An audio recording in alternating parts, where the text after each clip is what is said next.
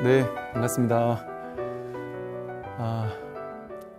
이 부처님 가르침을 공부하다 보면 이게 출세간의 가르침임에도 불구하고 우리가 현실 속에서 이 실생활 속에서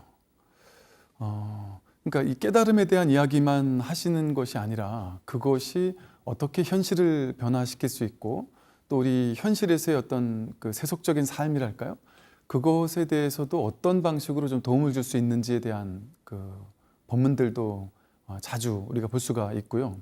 당연히 그 석가모니 부처님의 삶을 돌이켜 보면 부처님께서는 그야말로 뭐 깨닫겠다라고 해서 찾아오는 수행자에게만 법문을 설하신 것이 아니라 뭐 모든 사람들에게 다 각자의 저마다의 어떤 그 고민들에 대해서 다 이렇게 응병여약, 대기설법이라고 해서 근기에 맞춰서 이제 법을 설해 주시는 장면들이 나옵니다. 오늘 이제 제가 좀 드리고 싶은 이야기는 여러분들이 혹시나 이렇게 생활 속에서 삶을 살다가 나는 이렇게 되고 싶은데, 야 나도 저 사람처럼 저렇게 지혜로워지고 싶은데 하는 마음도 있을 수 있고요. 또는 뭐 세속적으로라도 나도 저 사람처럼 좀 부자가 되고 싶다거나 나도 저 사람들처럼 우리 아이들이 저렇게 꾸밈없이 참 행복하게 건강하게 뭐 이렇게 공부도 잘하고 지혜롭게 이렇게 살았으면 좋겠다 하는 부러움을 가진 분들도 계실 수 있고요. 또 어떤 분들은 나도 부처님처럼 깨닫고 싶다 또 이런 마음을 가지고 계신 분도 계실 것이고, 우리가 어쩔 수 없이 이렇게 현실을 살다 보니까 남들과 연기적으로 어울려 살지 않을 수가 없습니다. 그러다 보니까 당연히 우리 이제 분별하는 이 중생심으로서는 남들이 쉽게 말해 좀 잘 나가고 잘 되고 막 이럴 때 그것과 나를 좀 비교하는 마음이 들지 않기가 쉽지가 않단 말이죠. 그래서 마음속에서는 나도 저 사람처럼 저렇게 되었으면 얼마나 좋을까, 이제 이런 마음들이 듭니다. 내가 남들의 정말 부러운 점들이 내 인생에도 등장할 수 있는 그런 아주 놀라운, 그러나 너무나도 쉬운, 그러나 이 가르침이 불교의 깨달음 그 불이법이라는 그 부처님 가르침의 핵심과 완전히 맞닿아 있는 실천, 수행 방법이 하나가 있습니다. 그게 이제 수희 찬탄이라는 것인데요. 수희하면 함께 따라서 기뻐한다 이런 뜻이고요. 찬탄하면 칭찬하고 찬탄하면서 이렇게 내일처럼 함께 기뻐한다 이제 이런 뜻이에요. 그것을 이제 수희공덕, 상대방이 잘 되고 기쁘고 행복할 때 그것을 내일처럼 따라 기뻐하는 공덕을 이제 수희공덕이라고 부릅니다. 저도 옛날에 이 수희찬탄의 공덕에 대해서 경전에서 많이 봤거든요. 그리고 그걸 보면서 참 불교 가르침은 참 좋은 가르침이네. 이렇게 수희찬탄을 많이 하면 세상도 밝아지고 남들이 잘 됐을 때 진심으로 칭찬해 주면 서로 좋은 일 아니야. 그러니까 부처님께서 이렇게 사람들에게 서로 좋은 사회를 만들기 위한 방편으로 이렇게 수희찬탄을 설하셨나 보다, 이런 정도로만 그 생각을 했습니다. 근데 공부를 하면 할수록 이 수희찬탄은 그냥 우리한테 윤리 도덕적으로 살라고 남들이 잘한 거를 진심으로 좀 축하해 줘라 하는 어떤 그런 윤리 도덕적인 가치를 가지고서만 설해진 법문이 아니에요. 왜 수희찬탄의 공덕이 이렇게 있는지를 이제 한번 살펴보겠는데요. 우선 이제 경전에 나온 수희찬탄의 내용을 한번 간단히 보겠습니다. 여러 부처님들이 처음 발심한 때로부터 모든 지혜를 위하여 복덕을 부지런히 닦을 적에 몸과 목숨을 돌보지 않기를 불가설 아주 오랜 겁을 지나도록 이렇게 갖가지 바람일문을 원만히 갖춘다. 갖가지 어떤 지혜의 행동들, 수행들을 원만히 갖추고 또 위없는 보리를 성취하고자 마음을 내고 또 이 부처님의 모든 가르침과 어떤 실천 행에 대한 그 모든 선근들을 나도 따라서 함께 기뻐하며 시방 모든 세계의 육취 사생의 일체 중생들이 짓는 공덕을 한 티끌만한 것이라도 모두 함께 따라 기뻐하며 일체 중생들이 가지고 있는 그들이 잘하는 것, 칭찬받아 마땅한 것, 뭔가 참으로 잘했다 싶은 공덕이 있다면 아무리 작은 티끌 같은 공덕 하나가 있더라도 그것을 내일처럼 함께 따라 기뻐한다는 거죠. 그러면서 시방 3세 모든 성문과 벽집을 또 유학 모학들이 지은 모든 공덕을 내가 함께 따라 기뻐하며, 즉 일체 모든 수행자들, 뭐 소승의 수행자든 공부를 많이 한 수행자든 적게 한 수행자든 일체 모든 수행자들의 공덕을 함께 따라 기뻐해 준다는 거예요. 그러면서 모든 보살들이 한량없는 난행 고행을 닦아서 무상정등보리를 구하고 넓고 큰 공덕을 내가 모두 함께 기뻐하는 것이다. 이와 같이 하여 허공계가 다하고 중생계가 다하고 중생의 업이 다하고 중생의 번뇌가 다하여도 나의 함께 기뻐하는 마음은 끝나지 않으리라 라고 원을 세우는 것이 화엄경 보현행원품에 나오는 보현보살님의 어떤 10가지 원 중에 하나란 말이에요. 남들이 부처님의 깨달음을 칭찬, 찬탄 함께 따라 기뻐할 뿐 아니라 일체 모든 수행자들의 공덕을 기뻐할 뿐 아니라 일체 모든 중생들이 잘하고 있는 모든 것들을 함께 따라 기뻐하는 마음을 낸다는 것이죠. 그리고 또 이 대지도론에 보면 이 수희 공덕을 이렇게 설명하고 있어요. 더불어 함께 기뻐한다. 수희 공덕, 수희 찬탄이라고 하는 것은 어떤 사람이 공덕을 지을 때 그것을 보는 이가 마음으로 더불어 기뻐하면서 참으로 장하구나 하는 칭찬하는 마음을 내는 것이다. 비유컨대 마치 갖가지 묘한 향을 한 사람이 팔고 다른 사람이 살 때에 그 곁에 있던 다른 사람들도 그 향의 향기를 맡지만 그 향에는 전혀 손상이 없고 그 사고 파는 두 사람 누구도 잃는 것이 없는 것과 같다. 보살은 수히 찬탄하는 마음으로써 복덕과 가보를 내어 회향하며 수히 찬탄은 곧 시방 3세의 모든 부처님께 공양하는 것이 되므로 성문이나 벽지부를 구하는 이의 보시보다도 뛰어나다고 할 수 있다. 비유하건대 마치 사람이 작은 물건을 국왕에게 보시하더라도 바치더라도 아주 많은 대가를 얻는 것과 같다. 소라를 불 때, 이렇게 피리 같은 소라를 불 때 기운은 아주 작게 써서 불었는데도 그 소리는 큰 것과 같다. 예를 들어 다른 사람이 너무나도 큰 공덕을 지었어요. 그런데 나는 그 사람을 함께 따라 기뻐해주고 내일인 것처럼 기뻐해주고 칭찬해주고 수히 찬탄해줄 수는 있습니다. 그런데 그것이 어찌 보면 아주 작은 공덕인 것 같은데도 불구하고 그 공덕이 상상할 수 없이 큰 공덕일 뿐만 아니라 그 사람이 짓는 공덕과 똑같은 공덕이 된다는 거예요. 이 말이 좀 과장 같았어요. 제 옛날에. 말이 안 되잖아요. 내가 직접 보시한 것과 그것을 진짜 내 마음처럼 수히 찬탄하면서 정말 진심을 다해서 내일인 것처럼 함께 축하해주고 기뻐해주는 게 어떻게 저 사람이 지은 그 복덕과 같을 수 있지? 그것이 어떻게 동일할 수 있을까? 그건 그냥 방편으로 부처님께서 우리들한테 좀 돈발하라고, 좀 착하게 살고 함께 기뻐해 주라고 그런 방편을 쓴 줄 알았단 말이죠. 이게 이해할 수 없잖아요. 그리고 이 분별의 세계에서는 말도 안 되는 소리처럼 들려요. 저 사람이 복 지은 건 저 사람 복이고 내가 복 짓지 않았는데 어떻게 그게 내 복이 될 수 있어? 라고 생각하기 쉽거든요. 그렇지 않은 이유가 있습니다. 왜 그렇지 않은 줄 아십니까? 우리 중생의 눈으로 보기에는 이 세상이 분별되는 세상이에요. 이 세상은 너 따로 나 따로, 저 사람 따로 나 따로, 부자와 가난한 사람이 따로따로 있는 것 같아요. 그리고 이 세상 만물이 각자 원래부터 있는 것 같아요. 이 세상은, 이 우주는 원래부터 있었던 것 같아요. 그랬다가 내가 어느 날 갑자기 세상은 원래부터 역사 이래로 있었는데 내가 갑자기 태어나서 이 세상에 쑥 들어온 것 같아요. 그러다가 내가 죽으면 이 세상은 그대로인데 나만 떠나가는 것 같이 느낀단 말이에요. 분별의 세계에서는 이 세상 모두가 실제하는 것처럼 느낀단 말이죠. 다 따로 떨어진 세상입니다.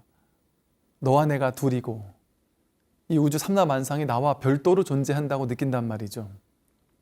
그런데 이 부처님께서 깨달으신 이 불이법의 진실, 불이중도의 진실, 이 깨달음의 안목, 우리가 법이라고 하고 마음이라고 하고 본래 면목이라고 하고 해탈열반이라고 이름 붙이는 이 법의 자리, 이 자리는 둘이 아닌 자리란 말이에요. 마음법 유식이니 또 심외 무물이니 마음 바깥에 한 물건도 없다, 이런 말 들어보셨을 거예요. 오직 자기 마음일 뿐 바깥 식이라는 것은 없다. 마음법 유식이라는 말도 있고 삼계 유심이라는 말도 있죠. 삼계가 오로지 마음이다. 우리 생각에는 저 세계가 원래 이렇게 다 있다고 느끼잖아요. 그런데 심외 무물입니다. 마음 바깥에 한 물건도 없습니다. 내가 없으면, 내가 마음을 일으키지 않으면 그것은 없어요. 세상은 따로 없습니다. 내가 한 생각 일으킬 때 부자 가난이 갑자기 여기서 만들어지잖아요. 내가 한 생각 일으킬 때 내가 나이가 몇이구나, 내가 남자구나, 내가 능력 있구나, 능력 없구나, 잘났구나, 못났구나 하는 게 여기서 지금 창조가 되죠. 내가 한 생각 일으킬 때 여기에서, 눈앞에서, 목전에서 내 마음을 인연해서 마음 바깥에 있는 것들이 동시에 생겨나는 겁니다. 동시생, 동시멸, 인연생, 인연멸로 인연 따라 여기에서 지금 생겨나는 거예요. 본래 있었던 것이 아니라 자기 마음에서 생겨난다. 이것이 있으므로 저것이 있고 저것이 있으므로 이것이 있다라는 연기법은요, 이것과 저것은 둘로 나뉠 수 없는 하나라는 것을 의미합니다. 내가 없으면 세계가 없잖아요. 내가 기절해 있다, 깊은 꿈도 꾸지 않는 깊은 잠 속에 빠져 있다 했을 때 그때 세계가 있을까요? 우주가 있을까요? 실제로 병원에서 너무 큰 충격을 받아서 정신적으로 막 공황이 오고 너무 충격을 받아서 이걸 버티지 못할 정도가 될 때 임시 방편으로 잠을 깊이 잘 수 있도록 약을 투여해서 그냥 아예 며칠 확 자도록 하기도 한답니다.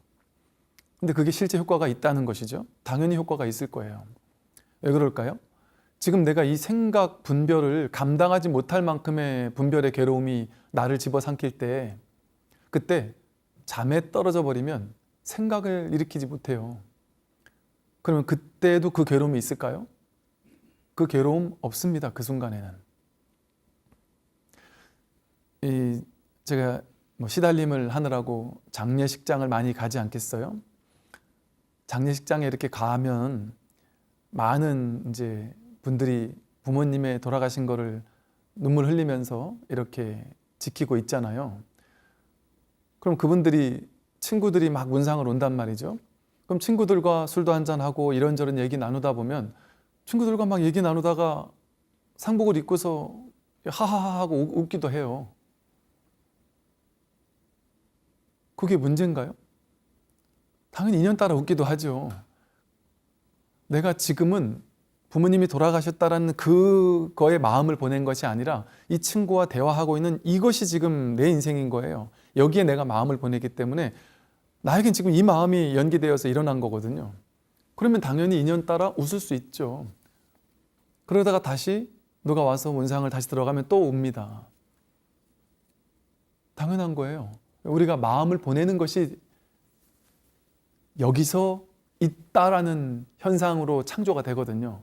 제가 전에 12연기 설명한 것처럼 12연기에서 유생노사라는 것, 뭔가 있는 것처럼 느껴지는 모든 것들, 그리고 생겨난다라고 느껴지는 모든 것들, 그래서 늙고 병들고 죽는다라고 여겨지는 모든 것들은 실제 그렇게 실질적으로 존재하는 것이 아니라 여기에서, 눈앞에서, 목전에서 내가 존재화 시킨 겁니다. 지금 여기에서.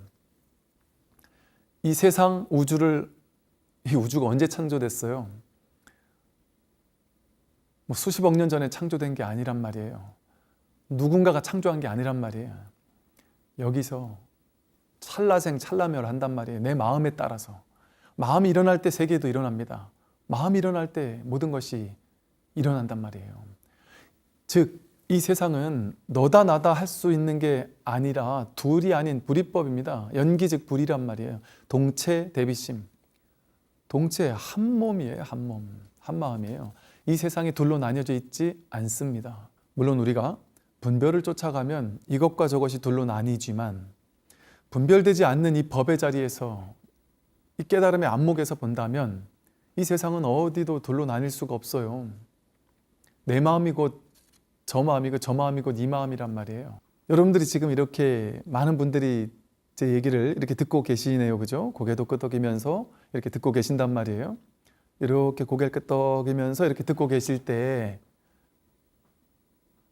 뭐가 나를 지금 이렇게 듣게 하고 뭐가 지금 이렇게 고개를 끄덕이게 하는가? 저와 여러분에게 다른 어떤 영혼이나 정신이 있어서 나라는 에고가 따로 있고 여러분 각자의 어떤 에고가 실제 어떤 여러분의 나라는 게 따로 있어서 저마다 각자 자기가 지금 이렇게 하고 있느냐? 그게 아니란 말이죠. 대기대용이라는 말이 있잖아요. 큰 어떤 하나의 이 법이라는 마음이라는 하나의 일심이라는 마음의 기관이 대용으로서 이 온 우주 삼라만상을 한바탕으로 돌려 쓰고 있단 말이에요. 그러니까 한 마음, 주인공 일심이라는 말을 합니다. 이 하나의 마음이 지금 여러분 고개를 끄덕이게 하고 제 말을 듣게 하고 제가 말하게 하고 이 말을 하는 것도 이 마음 하나고 말을 듣는 것도 마음 하나가 한다. 이거는요 교리 아닙니다. 어떤 교리적인 얘기가 아니에요. 우리가 명상을 배우는 이유도 여기에 있어요. 사실은 이렇게 명상을 하다 보면요 뭐 엄청나게 깊은 명상 상태에 들어가야만 삼매를 체험해야만 그런 걸 느끼는 거 아니에요. 부처님께서 오죽했으면 내 가르침은 직접 와서 보라고 하는 것이다 이런 표현을 하셨거든요. 직접 내가 잠시 분별을 내려놓고 분별만 잠깐 내려놓고 생각, 언어, 개념 이거 잠깐 내려놓고 그냥 지금 여기에 있을 때 제가 이 소리를 일으킨다, 이 소리를 낸다고 했을 때 이 소리를 들을 때 우리는 나도 모르게 분별이 일어나기 때문에 내가 저 소리를 듣는다라고 이렇게 경험하지만 그냥 명상 상태랄까요? 내가 저 소리라는 거 분별이잖아요. 나 저 소리라는 거 분별이잖아요. 내 귀가 저 소리를 듣는다도 분별이고요. 스님이 컵을 때린다, 두들긴다 이것도 다 생각이고 언어고 개념이잖아요. 그 언어 개념을 전부 다 잠시 내려놓고 진짜 여기에 어떤 일이 있는지 진짜 여기에 무슨 일이 일어나는지를 보면 나, 너, 내가 저걸 듣는다가 실제 경험되지 않습니다. 실제 경험되는 건 그냥 이것뿐이에요. 이게 통으로 하나로 경험되지 내가 저것을 듣는 것처럼 둘로 나는 주객이 둘로 나뉘듯이 경험되지 않는단 말이에요. 이건 이제 전에도 얘기를 계속 했으니까 그래서 결국에는 이 하나뿐이거든요. 하나의 법, 하나의 마음뿐입니다. 세상의 법계의 본래 실상이 그래요. 그러면 다시 돌아와서 마음 하나뿐이에요. 여러분이 실제로 내가 돈을 뭐 1억, 10억, 100억을 벌었어요. 그 번 게 실제 내가 100억을 벌었다가 경험됩니까? 실제 100억을 번다는 것은요. 이 통장에 숫자로만 있어요. 뭐 내가 100억이라는 돈을 막 집안에 뿌려놓고서 그 들어가서 들고 사는 것도 아니고 100억이 있는 사람이나 1억 있는 사람이나 똑같이 배고프면 밥 먹고 물 마시고 싶으면 물 한 모금 먹을 뿐이에요. 실제 경험되는 것이 100억이라는 것이 실제 경험됩니까? 아니, 실제로 이 세상에 있는 수많은 은행이 있잖아요. 세계에는. 그 많은 은행에 있는 돈을 다 합치면 어마어마한 돈이잖아요. 근데 실제 그 돈은 허상이랍니다. 사람들은 전부 다 은행에 나는 이만큼 돈이 있어 이러니까 실제 그 돈이 있다고 여기잖아요. 그 돈이 실제 은행에 있을 것 같잖아요. 근데 실제 은행에 있는 돈은 이 세상 은행에 있는 돈을 합쳐도 한 6분의 1 정도밖에 없답니다. 6분의 5 정도는 그냥 숫자로만 존재하는 돈이라는 거예요. 허상의 돈이라는 것 자체가 허상 아닙니까? 내가 이 땅을 이만큼 사서 이 땅이 내 거야. 그거 어떻게 경험할 거예요? 지금 내가 체험할 수 있습니까? 그것을? 허상 아닙니까? 이 땅은 내 거야 라고 내가 돈 주고 사서 내 거야 라고 마음으로 내가 돈 주고 샀으니까 내 거야 라고 내가 분별할 뿐이지 그게 어떻게 내 땅으로 경험됩니까? 그건 허상의 세계잖아요. 허상의 세계. 이 아파트 내 거야 마찬가지예요. 분별의 세계, 분별의 세계에서만 있는 것처럼 착각될 뿐이에요. 실제 내가 요즘에 상담하러 오시는 분들도 보니까 당신 아파트를 팔자마자 한 달 만에 3억이 올라가지고 억울해 죽겠다 이런 얘기를 하는 분도 계시더구만요. 그게 억울하잖아요. 억울하고 화가 나잖아요. 나만 뒤처지는 것 같잖아요. 생각입니다. 생각. 이게 부자다 가난하다라는 것 자체가 다 생각이에요. 그래서 내가 이 많은 돈을 벌어서 나는 이 많은 돈을 보시했어.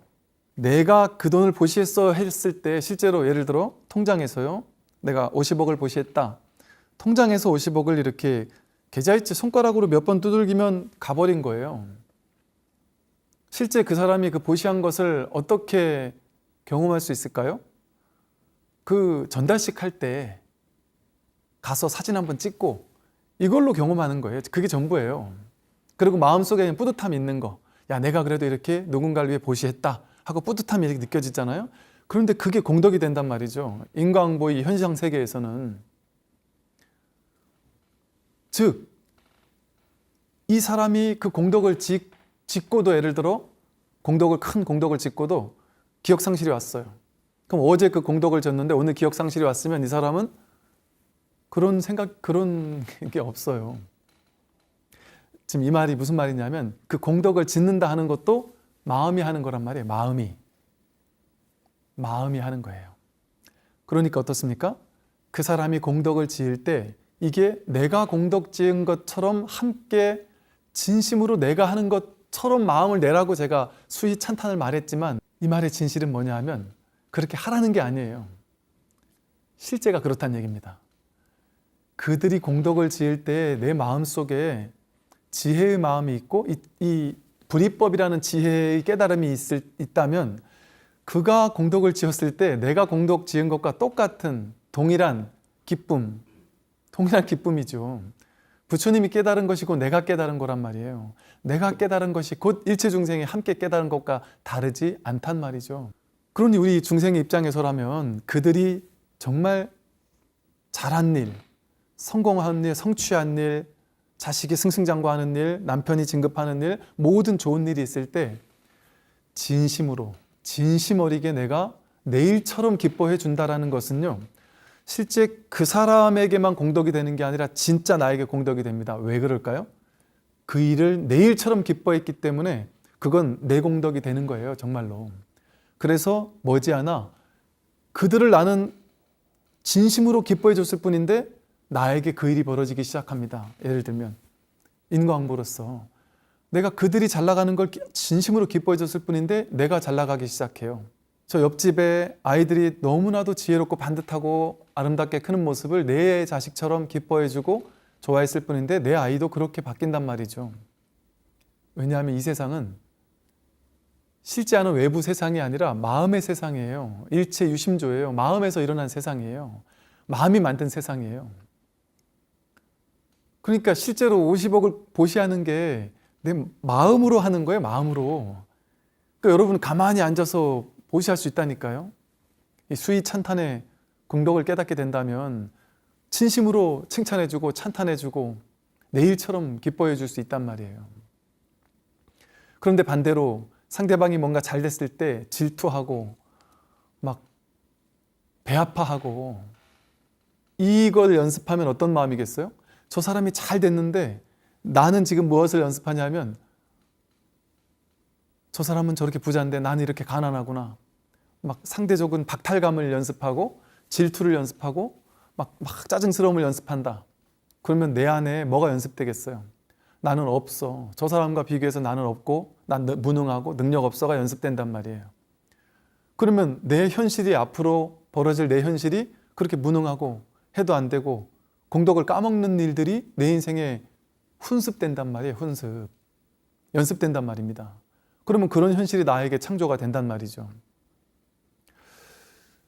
이것이 바로 마음 공부예요. 마음 공부. 실제 돈 열심히 벌어가지고 그 돈 가지고 보시해야만 보시가 아니란 말이에요. 마음 공부에서는. 그것을 진심으로 내일처럼 기뻐하는 것을 통해서 그것과 동일한 공덕을 얻을 수 있단 말입니다. 얼마나 놀라운 마음의 세계입니까? 마음 공부의 세계입니까? 그러니까 이 사실을 모를 때 어리석은 사람들은 남들을 시기하고 질투하고 배아파하는 거죠. 그러면 이제 조금 이제 연습을 하더라도, 내가 불이법을 확실히 증득하지 못했다 하더라도 둘이 아닌 마음으로 진심을 다해서 내가 칭찬해주고, 내일처럼 진심으로 칭찬해주고 찬탄해주고 함께 기뻐해주는 것을 해야 되겠죠, 그죠? 우리가 이제 지혜로운 찬탄을 모르니까 자기식대로의 에고와 아상의 찬탄을 해요. 그래가지고 오히려 이를 그르치는 일이 있어요. 나는 칭찬했는데 왜 나한테 이런 공덕이 안 오죠? 이러는 사람들이 있어요. 지혜가 없이 칭찬했을 때 그렇습니다. 화엄경에서 부처님께서는 칭찬열애원 이런 표현을 썼어요. 칭찬열애.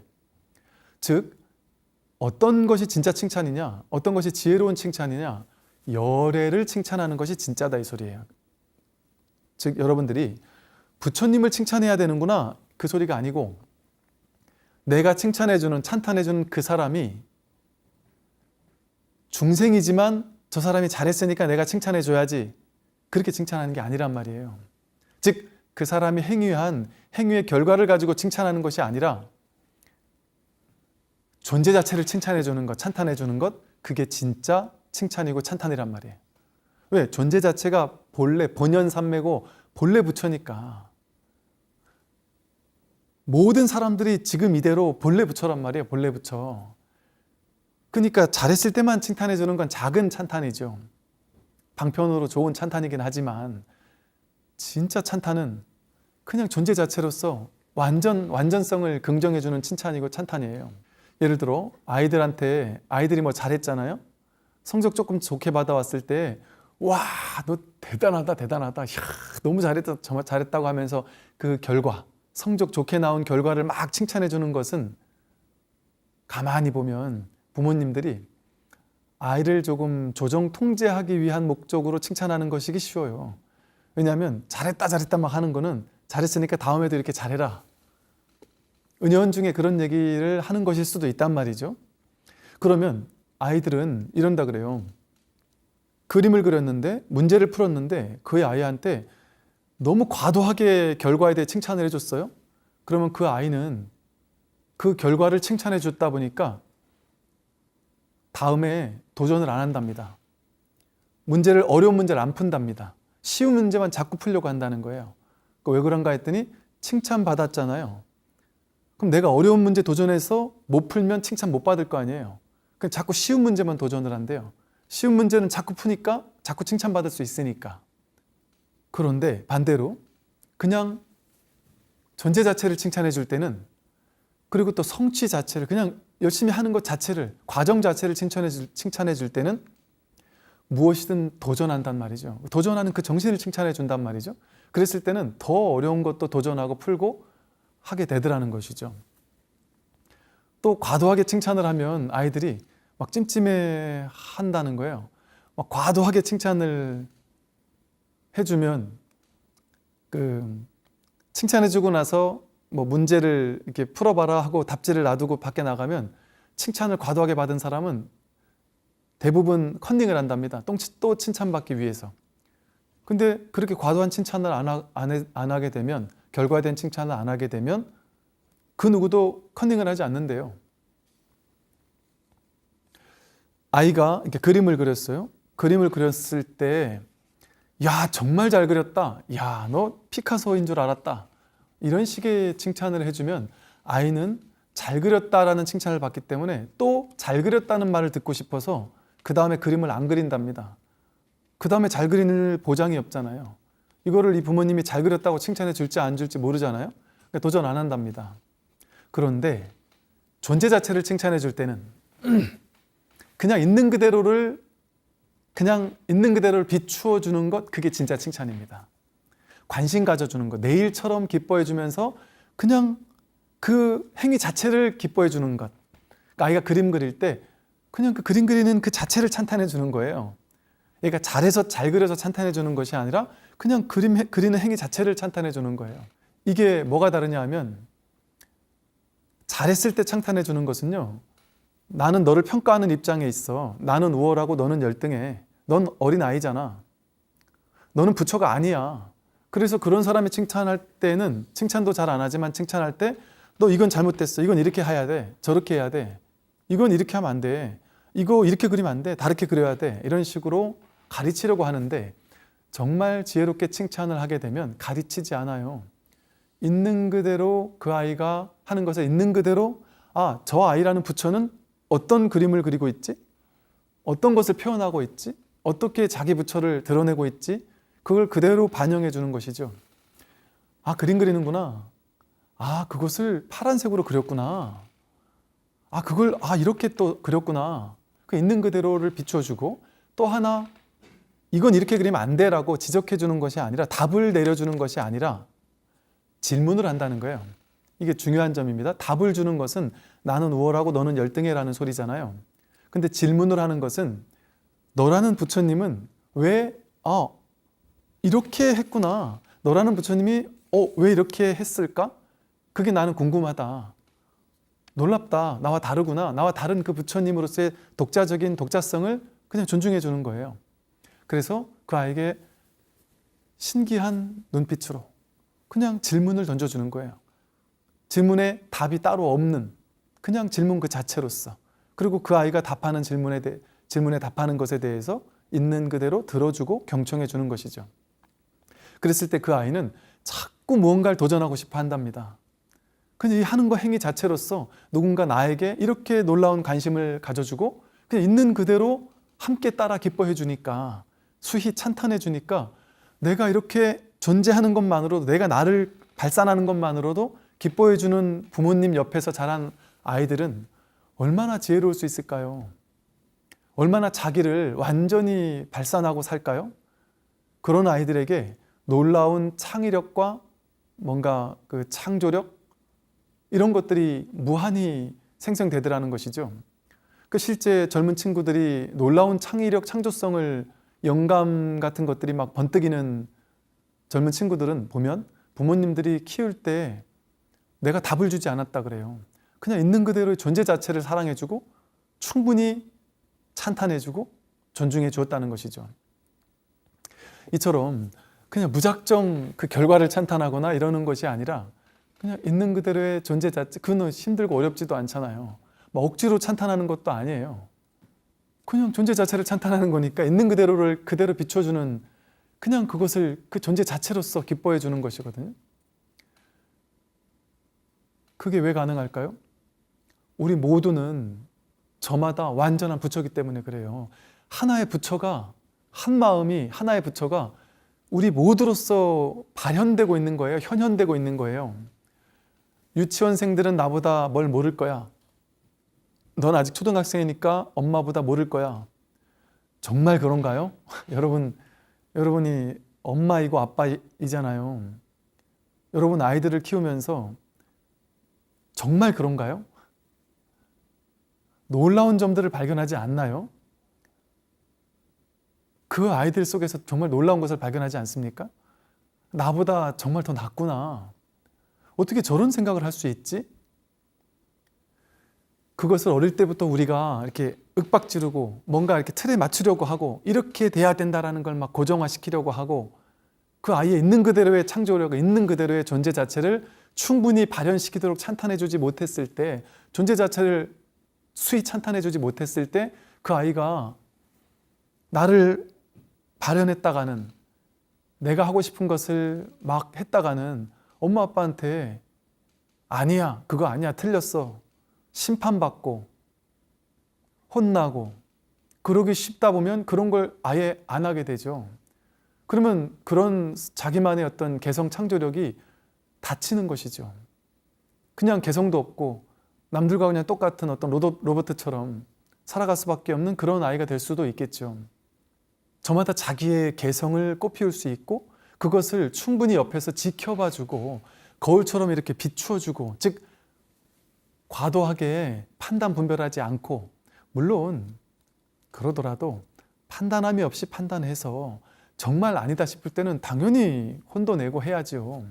그러나 늘 판단의 어떤 관점을 가지고 바라보는 것은 중생의 분별의 관점입니다. 본연의 지혜로서 바라보게 된다면 이 아이라는 놀라운 부처가 살아가고 있는 그 모습이 너무 놀랍지 않습니까? 너무 놀랍지 않나요? 그 아이들이 무엇이든 그 아이들에게 한번 선택권을 주어보세요. 주어보세요. 선택할 수 있는 지점을 여러 가지를 열린 가능성을 주고, 엄마는 아빠는 너를 믿는다. 너의 선택을 따르겠다. 이러이러한 선택지가 있는 것 같다. 너가 좋아하면 엄마도 좋다. 하고 진심으로 한번 해보셨느냐 말이죠. 그렇게 되었을 때 아이들이 이제 살아나기 시작합니다. 그 아이들의 진정한 생명력이랄까요? 그 사람의 진짜 생명력, 살아있음, 그것이 발현되기 시작해요. 돈발하기 시작합니다. 진짜 자기가 깨어나기 시작해요. 자기다움이 표현되기 시작합니다. 그리고 옆에서 누군가가, 지혜로운 누군가가 그 아이를 있는 그대로 비추어 줄 때, 거울처럼 비추어 줄 때, 그래서 뭐 심리 상담에서도 이렇게 비춰주라고 그러잖아요. 공감해줘라 이런 얘기를 하잖아요. 공감해주고 경청해주라는 말을 하잖아요. 판단하지 마라. 그게 불교에서 말하는 지관이라는 수행이거든요. 판단을 멈추고 있는 그대로 보아줘라. 있는 그대로 비추어 주어라. 그게 우리의 본래 성품이거든요. 판단하지 않고 바라보는 것, 그게 진짜 본래 성품이에요. 그러니까 우리가 본래 성품에 입각해서 아이를 키운다면, 부처에 입각해서 키우는 것이 뭐겠습니까? 있는 그대로를 비추어주고, 있는 그대로의 존재 자체가 살아가고 있는 생생한 삶의, 톡톡 튀는 그 삶의 모습들을 그냥 그대로 비추어주고, 그대로 허용해주고, 그대로 수용해주면서 눈부신 생소한 눈빛으로 막 진정한 관심을 보여주는 거예요. 여러분이 그런 부모님이 나한테 있었다고 생각해 보세요. 부모님이 매 순간 놀라운 눈빛으로 나를 판단하지 않고 나의 하나하나 존재 자체를 진심으로 내 일처럼 기뻐해주고 찬탄해 준다면 얼마나 기쁘겠습니까? 저도 제가 어릴 때 장남이었다 보니까 부모님들이 그 장남에게 바라는 이런 게 있을 수 있잖아요. 그런 거에 좀 부응해야 되겠다라는 생각 때문에, 야, 내가 어떻게 하면 좀 더 이렇게 좀 칭찬을 받을 수 있을까? 뭐 이런 마음을 가지고 살았던 것 같아요. 그러니까 즉 아이들에게는 부모님이 이 우주 전체와 같거든요. 하나님과 같고 부처님과 같거든요.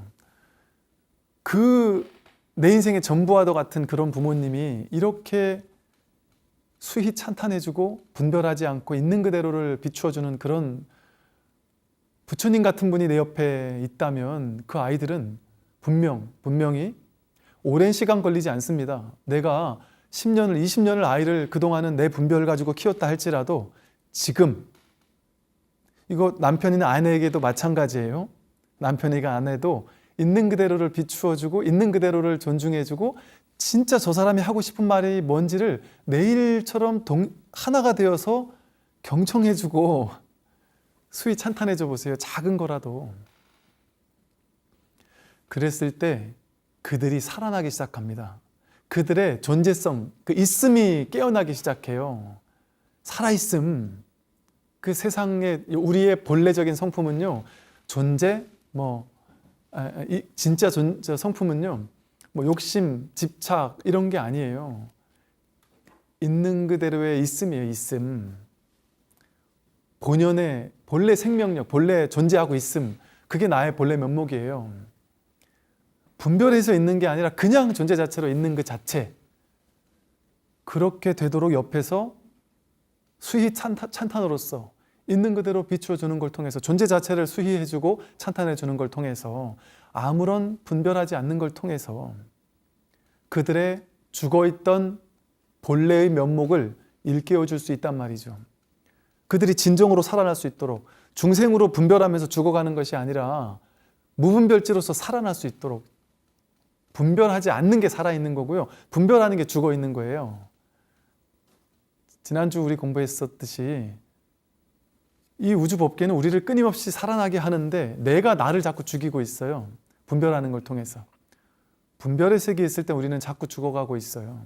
그런데 무분별지를 깨달을 때 내가 진정한 나 자신으로서 살아나고 깨어나기 시작합니다. 그것을 우리가 지혜로워지는 걸 통해서 우리 주변을 그렇게 밝힐 수 있고 우리 주변의 사람들의 주인공, 불성을, 본래 면목을 깨어나게 일깨워줄 수 있는 단초를 제공해 줄 수가 있게 됩니다. 그래서 이 수위찬탄을 하는 것을 통해서 나도 그들처럼 행복해질 수 있을 뿐 아니라 그들도 깨어날 수 있도록 해줄 수 있는 정말 놀라운, 너무나도 쉽지만 너무나도 놀라운 수행 방법이 바로 이 수희찬탄이라는 칭찬과 찬탄에 더불어 기뻐해주는 그런 공덕입니다. 오늘 여기까지 이야기를 하도록 하겠습니다. 듣느라고 수고 많으셨습니다. 성불하십시오.